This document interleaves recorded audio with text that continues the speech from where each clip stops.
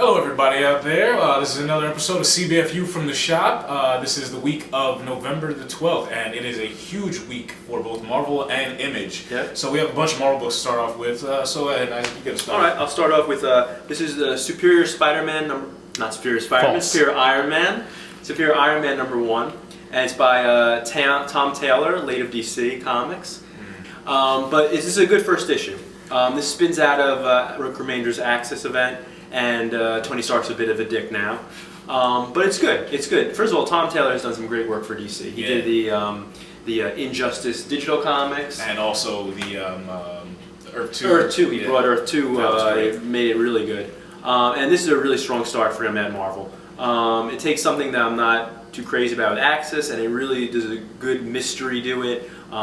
He does a great Iron Man. He does a great Pepper Potts. I was gonna say, because Iron Man and Axis, I didn't really get the whole Axis, the spun voice, and like just the whole. It was just sounded like Iron Man being a dick. But this one, Tom Taylor takes Iron Man, and it shows exactly where the Axis has changed, where he's about his money now. Yeah. Basically, that's basically. And it's he's basically about Tony Stark's his money, and he's about the gold. Oh yes, Tony Stark's back on the bottle. Yeah. But it was a great first debut for the Superior Spider-Man, Superior Iron Man, and for Tom Taylor and Marvel as well. And I enjoyed it a lot. Yeah. The art was a little bit wonky at times. Yeah, it started off very like Luke Ross, and then by the end, you were saying it was like a very a Derek Robertson feel, especially Boys, the faces. The faces look very much like his. But it was good. Yeah, no, it was good. I would give it a 7 out of 10. Lugos. I really liked it.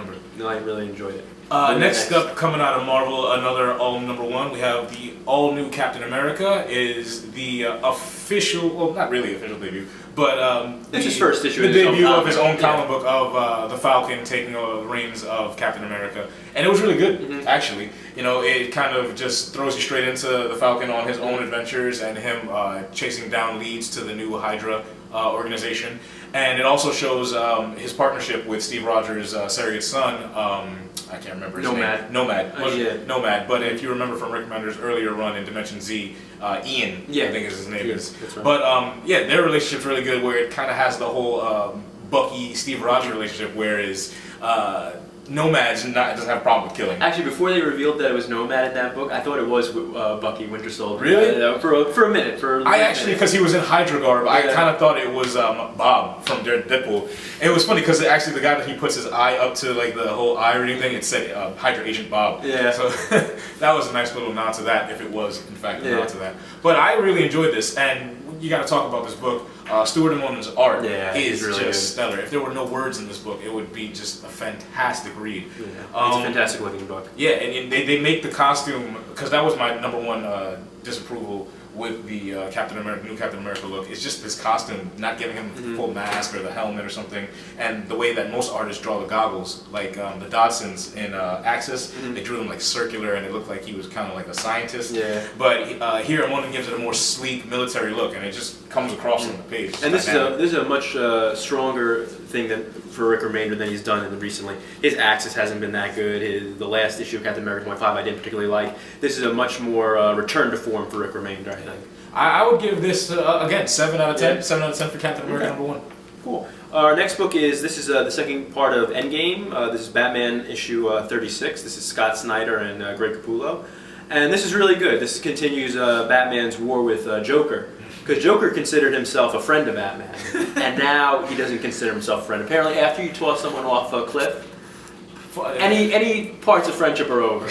So Joker's gone to war with both Batman and Gotham, and it's really good. The art by Greg Capullo is, he's always been good. If you're gonna go to war with Batman, having the Justice League as your soldiers is got to be the #1 way to take the guy down. Having Superman and the rest of JLA in his pocket, and really I just can't wait to see how Scott Snyder's going to, because this is his whole wrap up of the whole Joker Batman feud, just in his Batman run. I can't wait to see Snyder's Endgame, not just the Joker's Endgame, for where he leaves that relationship between the Joker and Batman. Yeah, no, it was really good. I would give it 8 out of 10 Lugos, I think.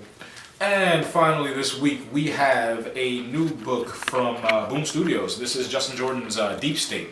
And I guess the biggest selling point that I can give you for this is if you're a fan of the Men in Black and secret organizations, like the X-Files, things like that, then this is definitely a book that you would want to pick up. It's kind of like this shady, in the shadows organization that has been dealing with all the big conspiracies, like he talks about, who killed JFK, why cattle mutilations happened, and the first issue deals heavily with the moon landing. And it was a strong debut. Art was a little bit wonky, but just as far as laying out the mystery of the whole world and the organization, I was intrigued, and I can't wait to see where it goes. It's like a pilot for a TV show. Yeah. It reminded me, because there's a male and female partner, it reminded me most close of the X-Files TV, and also like you said, Men in Black and everything. Yeah. But it was good. It was a strong start. Yeah, I would give this again. This is this is a strong week, so 7 out of 10 for Deep State, Justin Jordan. Hey, comic book fans, just letting you know if you're going to be in the Bayonne or Jersey City area this weekend, on the 15th, where it's going to be Manifest Comics' 2-year anniversary. So, as you know, we got to ring it in the right way. You're going to have a huge sale with all graphic novels, buy one, get one 50% off. All board games, buy one, get one 50% off. All variant covers, buy one, get one 50% off. And the big one is all back issues, buy one, get one free. If you're, behind the comics or you want to just jump in, Marvel Now, New 52, Image has some great titles. A lot of great stuff. A lot of back issues that you can come and get and just basically catch up. We're also going to have all displays 20% off, all display statues 20% off, and you can fill the short box for $50. And the first time Manifest Comics will be selling their T-shirts, they're going to be on sale. So, on the 15th of November, there's going to be doorbuster sales. If you get here early from 12 to 1, you can spend $20 or more and get a free DC Scribblenaught or Marvel String Doll. There's a lot of people collect those. They're popular. Cool. So if you're going to be in the Bayonne area, Manifest Comics.